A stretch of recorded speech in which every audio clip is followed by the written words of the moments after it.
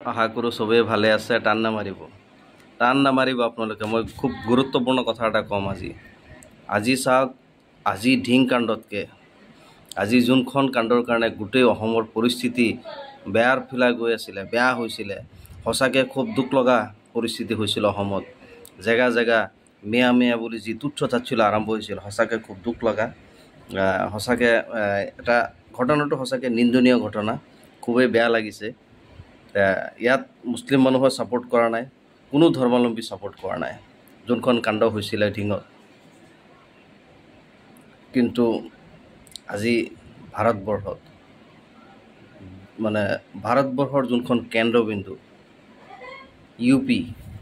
ইউপিৰ ৰাম মন্দিৰত, দেশৰ ভিতৰত চবতকৈ ডাঙৰ মন্দিৰ ৰাম মন্দিৰত আজি কি ঘটনা হৈছে জানেনে? আপোনালোকে নাজানে চাগে, বহুতে জানে। ইয়াত কোনো আলি আহমদ ইহঁতে কৰা নাই। ইয়াত কোনো মালেক খালেক ৰহিম কৰিম জব্বৰ যি কি নহওক, এনেকুৱা আৰু কাদিৰ এইবিলাক মানুহে কৰা নাই। ইয়াত কোনে কৰিছে জানে? আৰু ধিং কাণ্ডতকৈ আৰু বহুত ভয়াৱহ কাণ্ড হৈছে। ধিঙত আছিলে মানুহ কেইটা? 3টা ল'ৰা আছিলে। ইয়াত কেইটা আপোনালোকে জানেনে? 9টা ল'ৰা। ৰাম মন্দিৰৰ ৰক্ষণাবেক্ষণ কৰা এজনী ছোৱালী, কৰ্মচাৰী, ষ্টাফ থাকে নহয় মন্দিৰত, বহুত ষ্টাফ থাকে। আৰু ৰাম মন্দিৰ বুলি ক'লেতো আৰু ইণ্ডিয়াৰ ভিতৰত চবতকৈ ডাঙৰ মন্দিৰ। ইয়াত এজনী ছোৱালী, 20 বছৰীয়া ছোৱালী, দলিত ছোৱালী, 9জন পাখণ্ডী ৰাম মন্দিৰত আজি দলবদ্ধভাৱে দৰ্শন কৰে। কিবা এটা প্ৰতিবাদ কৰক ইয়াৰ বিষয়ে, কৰক সঁচাকৈ। মই সেইকাৰণে কওঁ, কি কওঁ জানে? দোষীৰ কোনো ধৰ্ম নাই, জাতি নাই। বহুত মানুহ এনেকুৱা উগ্ৰ টাইপৰ মানুহ বহুত আছে। ইহঁতে এই মানুহবিলাকৰ কাৰণে জাত পাত লৈ পেলাই কথা কয়। আজি যি ৰাম মন্দিৰত যি ঘটনা হৈছে, 9জন মানুহে এজনী 20 বছৰীয়া ছোৱালীক দলবদ্ধভাৱে দৰ্শন কৰিছে। ইয়াত কোনো মুছলিম মানুহ এটাও নাই দেই। ইয়াত কোনো এটা মানুহ মুছলিম নহয়। আপোনালোকে মুছলিমক টাৰ্গেট কৰি কথা নক'ব। আজি চাওক, দেশৰ ভিতৰত চবতকৈ ডাঙৰ যোনখন মন্দিৰ, ইণ্ডিয়াৰ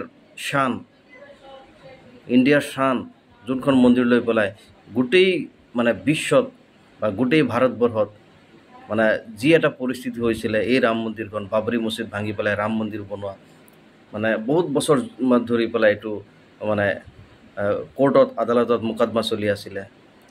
অন্তিম পৰ্যায়ত গৈ পেলাই ৰাম মন্দিৰ নিৰ্মাণ কৰা হ'ল। আৰু সেই ৰাম মন্দিৰত ভাবিলে আচৰিত লাগে।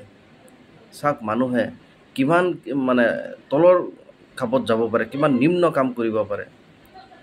আপোনালোকে প্ৰতিবাদ কৰক। এতিয়া কোনে কৰি আছিলে? 30টা সংগঠন, 20টা সংগঠন, প্ৰতিবাদ কৰক সঁচাকৈ। মোবাইলত কিন্তু পোৱা নাই, ছ'চিয়েল মিডিয়াত পোৱা নাই কথাবিলাক। ধিং কাণ্ডটো যেনেকৈ একেবাৰে ধোঁৱাৰ নিচিনা হৈ গৈছিলে, বিয়পি পৰিছিলে, এইটো কিন্তু বিয়পি পৰা নাই। সঁচাকৈ বেয়া লাগিছে। আপোনালোকে প্ৰতিবাদ কৰক। কিয় নকৰে? কিয় এতিয়া নকয়? 20টা 30টা সংগঠনে কিয় নকয়? এইবিলাক কাম সঁচাকৈ কৰিব নাপায়। এনেকুৱা মানুহৰ কোনো জাতি ধৰ্ম নাই।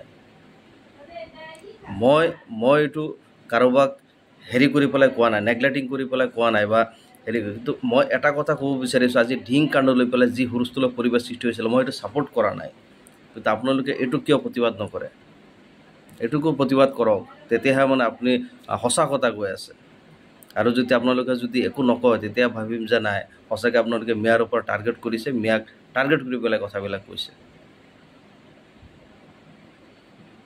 চাওকচোন কেইটা নিউজ আহে মোবাইলত ৰাতিপুৱালৈকে, কোনে আপলোড কৰে এইটো হেৰিৰ ওপৰত, টপিক্সৰ ওপৰত, ৰাম মন্দিৰৰ ঘটনা লৈ পেলাই কিমান মানুহে ভিডিঅ' বনাই মই চাওঁ ছ'চিয়েল মিডিয়াত। আপোনালোকে চাওক, চবেই চাওক।